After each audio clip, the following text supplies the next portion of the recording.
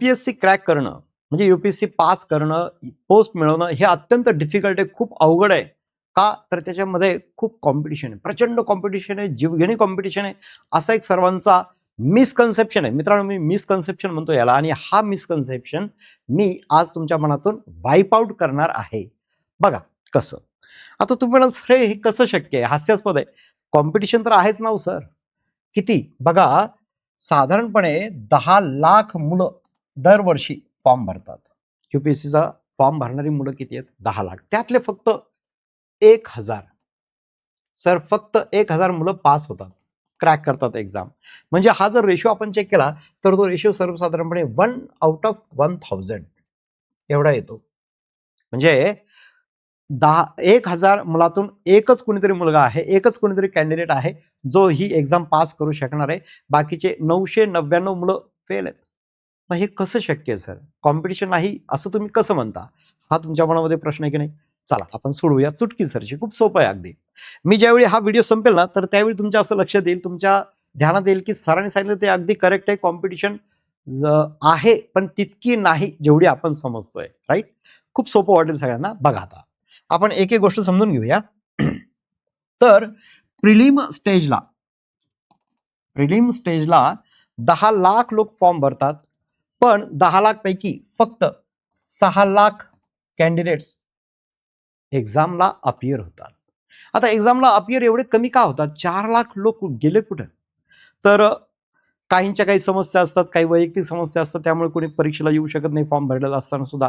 काहींना असं वाटतं आपण अटेम्प्ट कशाला वाया घालवायचा वगैरे, ह्या हिशोबाने सुद्धा मुलं काही जातच नाही. 6 लाख जनरली 5 ते 6 लाख, 5.5 ते 6 लाख मुलं, आपण 6 लाख धरूया, तर 6 लाख मुलं दरवर्षी परीक्षेला बसतात. हा दरवर्षीचा माझा अनुभव आहे, माझा अभ्यास आहे.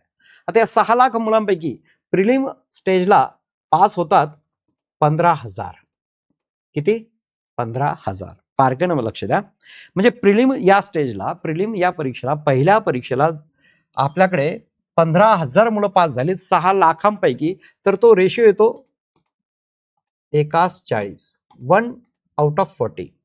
That means, tell me, at this very first stage of prelim, how many candidates are there with whom you are competing?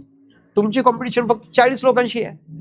1 out of 40. That means इतर 39 लोकांना तुम्हाला हरवायचं आहे, त्यांच्यापेक्षा जास्त स्कोअर करायचा आहे.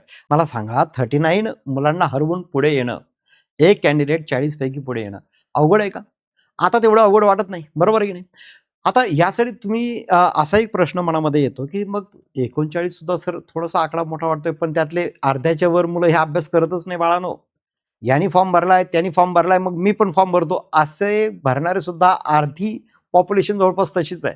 आणि म्हणजे तुमची कॉम्पिटिशन बऱ्यापैकी कमी लोकांशी आहे, हे लक्षात घ्या. म्हणजे अभ्यास करणाऱ्या मुलांशी कमी आहे, त्यांच्याशीच तुमची कॉम्पिटिशन, बाकी इतरांशी नाही.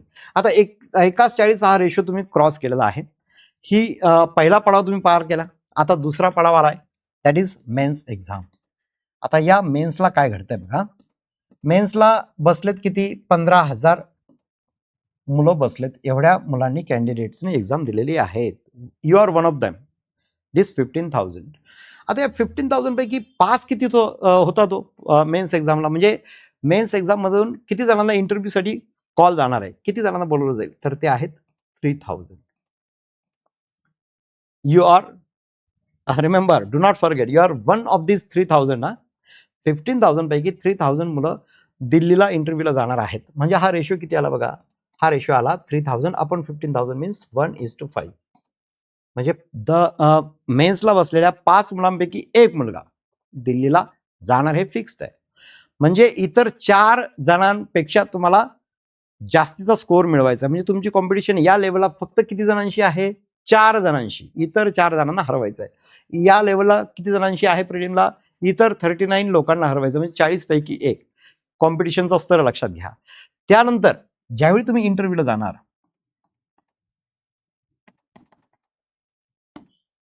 इंटरव्ह्यूला ही 3,000 मुलं जी बसलेली आहेत एक्झामला, त्यांच्यापैकी कमी अधिक प्रमाणात म्हणजे साधारणपणे 1,000 मुलं ते सिलेक्ट करतील.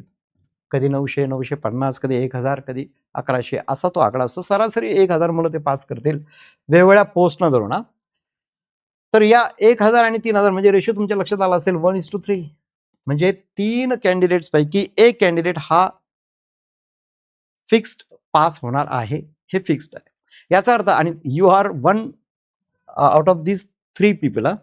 तर हे लक्षात असू द्या. म्हणजे तुमचा सक्सेस इथे फिक्स्ड वाटतोय की नाही, किती सोपं आहे बघा. म्हणजे प्रत्येक टप्प्यावरती जर बघितलं तर 1:40, 1:5 अँड 1:3 ही ती कॉम्पिटिशनची लेवल आहे. आता मला सांगा, ही कॉम्पिटिशन काही कॉम्पिटिशन आहे, स्पर्धा आहे? नाही. आता इथे मिसकन्सेप्शन नेमकं कशामुळे क्रिएट होतं, की आपण खूप साऱ्या मुलांना कन्सिडर करत असतो आपल्या कॉम्पिटिशनमध्ये सुरुवातीला. 10 लाख मुलांशी आपण कॉम्पिटिशन कन्सिडर करतो आणि त्यामुळे मग आपलं थोडंसं म्हणजे खच्चीकरण होतं मनाचं. आपल्याला असं वाटतं की हे कसं शक्य आहे वगैरे, कॉन्फिडन्स तिथे लूज व्हायला सुरुवात होते.